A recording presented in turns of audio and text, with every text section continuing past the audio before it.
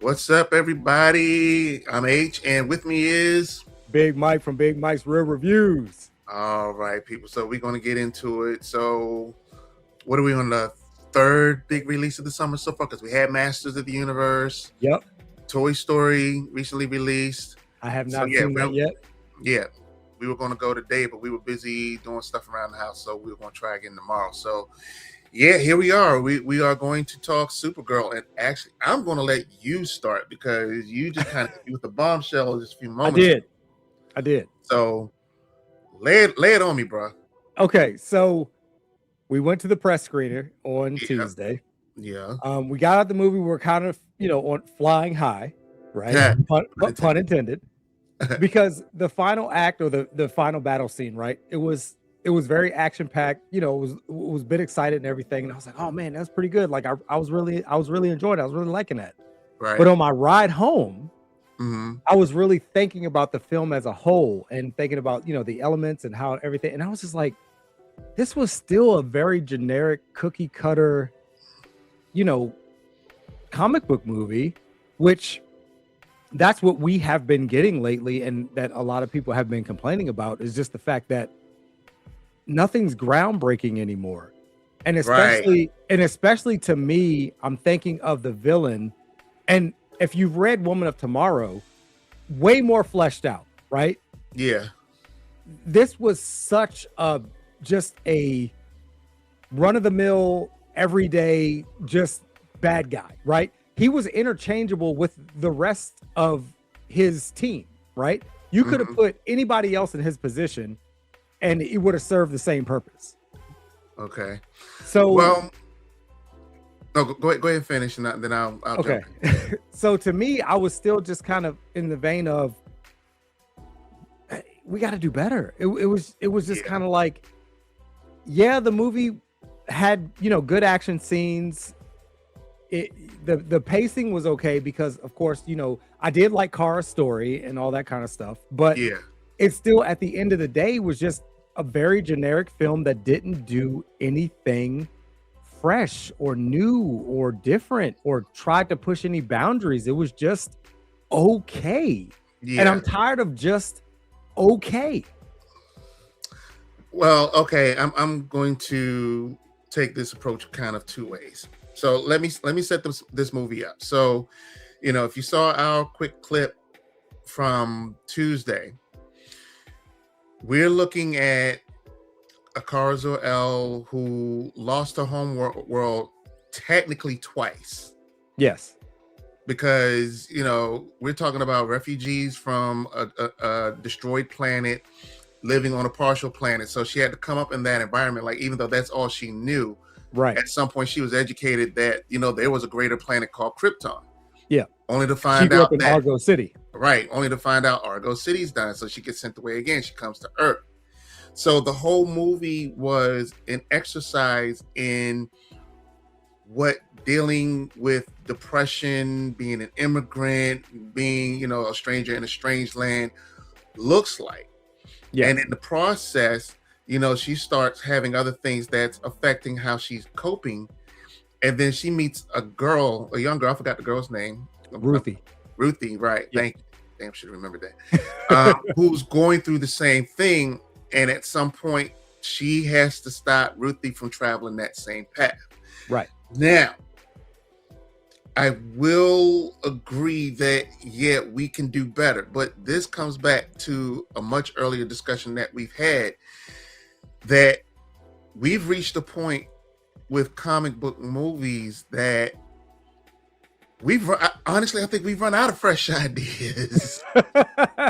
I've said that a while ago. This is why we don't need them coming out every 5 to 6 months. This is why we don't need them on a yearly basis. I think yearly is okay. Maybe yearly one or two a year. Yes. Right. But on the flip, like I said, this was a very good exercise on actually giving people an idea of what Supergirl is all about, how she's totally opposite from Kal-El. Kal-El came up on Earth. That's all he knew. So he had no ties to home. So he was well adjusted. Yeah. She lost the people. Yeah. And she remembered all of it. She remembered the pain, Right. All of that. Right. While I hear your point, I'm still stuck with telling people I still think it's a not necessarily a must see, but support it. You know me. I'm never going to tell anybody not to see something based off of my opinion. Right. An opinion is just that. It's my opinion.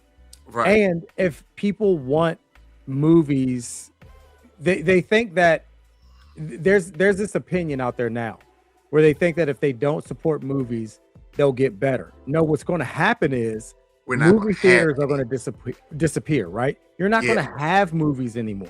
Yeah. Right. So the thing is, you still have to go out and support these things, make your own opinion. Yes, but you can also give your opinion, right? So you can also make these studios and everything make things better, which is fine. Right. But don't just sit at home and then complain that everything looked like the CG looks bad and this is bad and blah blah blah. It's like it looks bad because no one's being supported. They're not getting the budget. All of this kind of stuff. Right. People are afraid to take chances. Go to the movies. Yeah. Hold on to that 1 second, because I did want to say this. Another reason why I definitely push for supporting this movie is, let's be real. We do not get many women-led superhero movies. Yes. We do not. We do not. We saw what happened with the second Wonder Woman. How much vitriol that got, in my opinion, deservedly. That also had a lot to do with the time. It was during COVID. Yep. But I was going to hit that too. But fair enough. Wonder Woman 2 was nowhere near as good as the first one. Yeah. But I was going to say, in ranking, Supergirl is a much more watchable movie. It was way better than Wonder Woman 2. Yes. I will agree to that. Yeah. I thought Wonder Woman 2 was terrible. Yeah, this one wasn't terrible. Right. I just thought it was, like I said, I thought it was just okay. And I'm tired of just going to the movies and go like, oh, it was okay. Like I want to see something like really good, riveting. Like I leave and I'm like, oh man, I'm thinking about it from like, weeks from now. And I can't wait to buy this on physical media or, But it's like, we're at a point now, we are past the point, like the early Marvel movies, we're past that excitement point, because like I said, we've just been force fed so much stuff over the year from all realms, that it's like it's an exercise. Now, before we miss, a lot of people are curious, what did we think of Lobo? I personally thought Lobo, while in some aspects didn't add a lot to the movie, he was controlled chaos. Yes. And that's what I liked about it, because I felt like if they had shown too much, he would have overtaken the story. Yes. In my opinion, I thought he was in it just enough as a supporting character, which by all rights he is. Mm-hmm. Jason Momoa ate that role. They got the right person for it. I mean, I can't see anyone else playing Lobo, but I still feel like the studio put Lobo in it because, well, first of all, let's go back to even the Woman of Tomorrow comic. Yeah. Lobo initially was supposed to be in that comic. I can't remember what exactly happened behind the scenes, why they didn't end up putting him in it. Yeah. He was supposed to be in it, but I also know, like, I think the studio put him in it to be like, everyone wants to see Lobo and everyone wants Jason Momoa as Lobo. Let's put that in there as like, just kind of an attraction point, right? Yeah. Let's get everybody in the theaters like, oh, look, yes, this is a Supergirl movie, but look, Jason Momoa's in it and he's going to be Lobo and everybody thinks he's like, would be perfect for that role, which he was, right? Right. But I still kind of feel like that's what it was because they didn't really give him that much to do either. Right. But and in a way they didn't need to. Because like I agree, but it was still very noticeable that he was just in there just to be like, hey, look, it's Lobo. Hi, it's me. Yeah, it's Lobo. He's here. Like the movie now, because Lobo's in it. Yeah. So that's where I am. Now, here's an interesting thing that I'm noticing. We can come back to, supporting movies kind of a thing. What I found I don't know, shocking is like maybe too harsh of a word, but just surprising, especially me, in my 50s, talking with 220 something year old girls on my job yesterday. And I said, hey, I went to go see Supergirl. Are you guys going to go see it? And both of them looked at me like, what's that? Like you had something growing out of your head. And I was like, it's a superhero movie. Like Superman came out last year. Oh, I didn't see Superman. What's that?